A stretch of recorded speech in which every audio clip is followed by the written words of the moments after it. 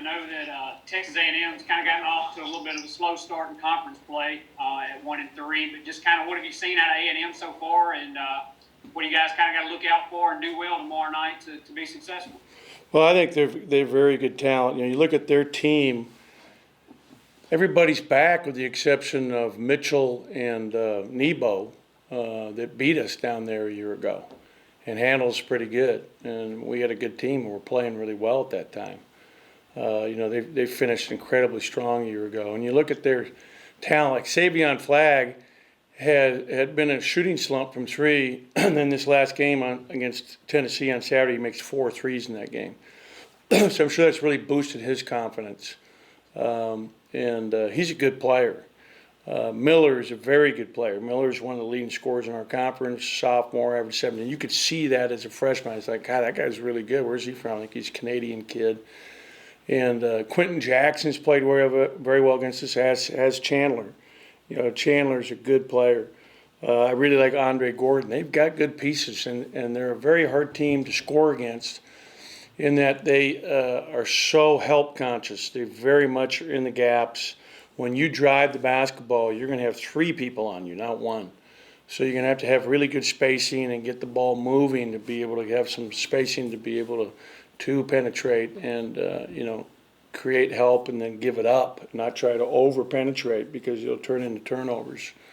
And, they're really trying to do a little more with their press this year, trying to be more aggressive with their press, to create steals, to, create offense out of some of their defense. We'll swing it over to Garrick, and then we'll go to Paul. Garrick, go ahead. Ben, watching Abdul play the transition on Saturday against Vanderbilt, stopping a 4-on-1 breakaway. Can you remember the last time you've seen a player make a defensive stop like that on just one possession there? Yeah, he's so good defensively for us. He's such a huge factor. And, I thought late in the game he had a great block that went against him that they sent Pippen to line on. Obviously, he was very upset about it because it was pretty clean if you go back and watch the video on it. But he handled it well, and there's going to be calls that go against you. It's just how it is for both teams. You just have to deal with it. But he's doing a great job for us. I thought what he's done a good job last week was to really do a good job setting screens to get DJ. When you go back to the Missouri game, you look at the 6 jump shots, pull up, a lot of them. One was finished at the rim at least that DJ made in that game. The vast majority of them were off of Abdul's screens where then he gets DJ one-on-one with the big going downhill, and he can go and deal with just about anybody, DJ can. But, he does so many things that don't show up on a stat sheet. And then he is still top 3 or 4 in our league in block shots. Changing shots is a whole nother stat that you don't keep, but he's definitely changing shots. And I think he's the best player in the conference in terms of defending ball screen actions and picking up guards that are coming at him. He's very difficult to deal with because he's so athletic and he can move laterally and he's big and strong. Go ahead, Paul. Coach, I got a couple questions. First, excuse me, still expecting no J.D. Davis tomorrow night? No, we're not. And on that, in that last game, obviously, Quentin Post seemed to me to play more aggressive and was more sure of himself, whether it was on offense or going to give rebounds. What did you see out of him in that game? I thought he had a really good second half for us in particular. He had 3 big defensive rebounds, had a big shot at the top of the key that was, put us up 9. And I agree with your assessment. I think he played with a lot of confidence, and we're going to need that moving forward. We'll swing it up to Columbus and John Sokoloff. John, go ahead. How's it going, Ben? Good. You guys have won 5 of your last 6 games. You're moving up in the BPI. I mean, obviously your team playing very well right now, but what's kind of, I guess, how do you kind of make sure that your guys don't get too complacent? And as a coach, how do you kind of navigate through that, obviously, in your experience as well? A lot of that comes from the veteran leadership of our team.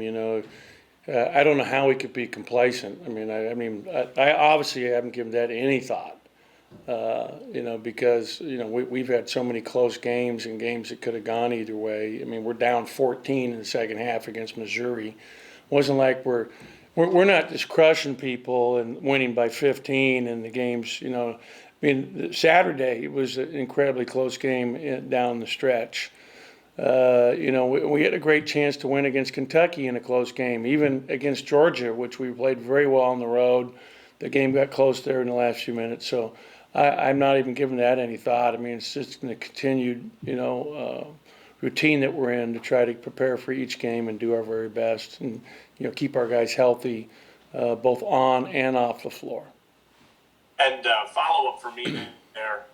Last week you said, you know, with the Abdul comment saying you're always underrated, always playing with a chip on your shoulder. You said he's glad he felt that way. After you guys have won a couple more games, do you still see your guys kind of playing with that chip on their shoulder and playing as if, you know, they're underrated and they've got a ton to prove?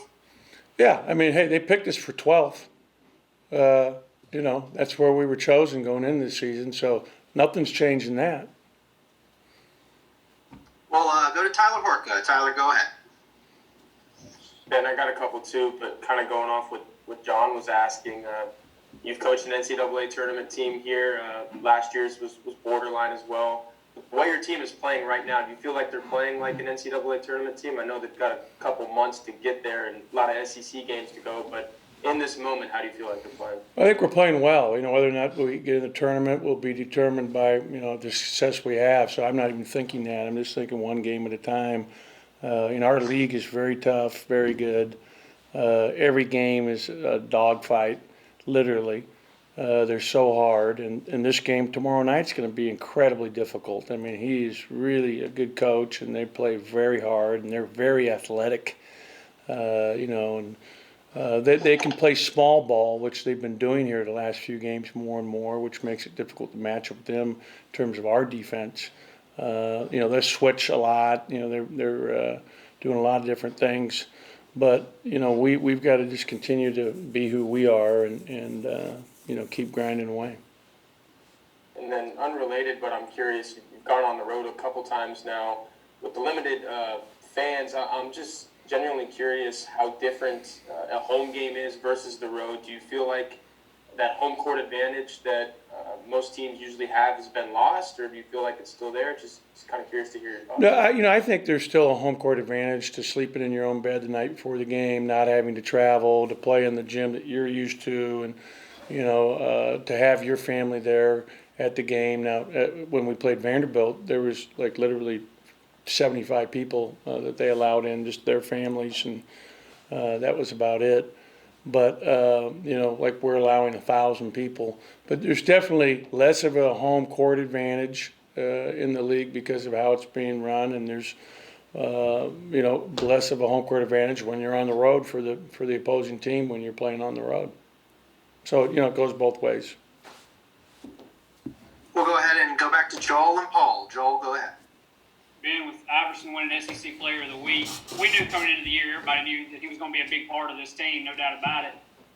Just curious, is he maybe even surpassing the expectation level that you might have had for him, though, because he's probably playing as well as any point guard as you've had in your Mississippi State tenure anyway right now. So I'm just curious as to if he's maybe exceeding your expectations. And then, too, I guess the second part to that, we see what he does on the court, but just how is he as a leader in the, you know, at practice and vocalizing leadership, that sort of thing? Yeah, he's not exceeding my expectations because we saw this coming, and I've been saying this as everybody's will remember how much he's improved between the end of last year and now, because we've seen it throughout the summer and the beginning in the fall. And so I am, you know, happy for him because he's worked so hard and he's so talented and so good. And he is a great kid. And he's, you know, one of our main leaders. Abdul, DJ, and Iverson are probably the three guys, along with Tolu, that have been leading this team since we came together in June. And as I was saying earlier, I mean, the thing that's so great about all four of those guys and Iverson's, you know, who we're talking about, there's zero maintenance. I mean, they do everything they're supposed to do off the floor. I mean, I don't think the kid's had less than a B since he's been here at Mississippi State in terms of academics. He really works hard in that area of his life. always on time to everything, always brings a great attitude, has just a beautiful smile. He's just a really good person and good human being. And, but all those kids are, and they're the leaders for these younger guys. And so they're seeing, the work ethics are incredible. I mean, Iverson lived in the gym this past year between the end of last season to when we got started. So, he has earned everything that he's doing. Go ahead, Paul. Coach, I've noticed in the last few home games, after the game's over with and most guys have gone home, obviously Iverson's out there shooting. Anderson Garcia is also out there working on his shot, getting in extra reps with his shot. What have you seen from him in practice, and where is he at right now? Anderson's getting better. Anderson's improving. He's one of our best defenders. Every day he's he might be one of our best 3 rebounders. He's a really good rebounder from the small forward position, and he provides good competition for DJ every day because he's the one that matches up to defend DJ Stewart when we're going. Everything is live, so there's a lot of competition there, and it's helping him get better as a player, guarding a player that good, and it's also helping DJ because he competes on every single possession. And I really like Anderson. I think he's going to be a good player for us. Got time for a couple more. We'll go back to Tyler, and again, just if you have any other questions, let's put them in the chat. Tyler, go ahead. And obviously, we've talked a lot about Iverson and DJ, rightfully so. They're kind of sailing the ship right now, but you guys are playing well beyond that. I'm curious if you had to put your finger on a couple of the specific things, reasons why you guys are winning games and playing well right now. What would those be? Well, one is we have great leadership at the 5 spot, and I think the best defensive 5-man in our league in Abdul. So many offenses are based on ball screen actions.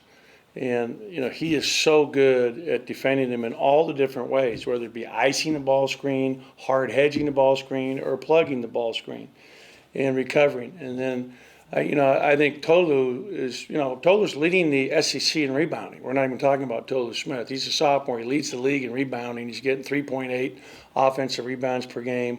And I thought this last week in particular, he made a big jump in terms of really learning to slow down more and take his time around the basket in terms of his post moves. And it'll be tested tomorrow because he's going to get doubled every time he touches the ball. That's what part of their routine is, and their scheme is to double from the baseline side.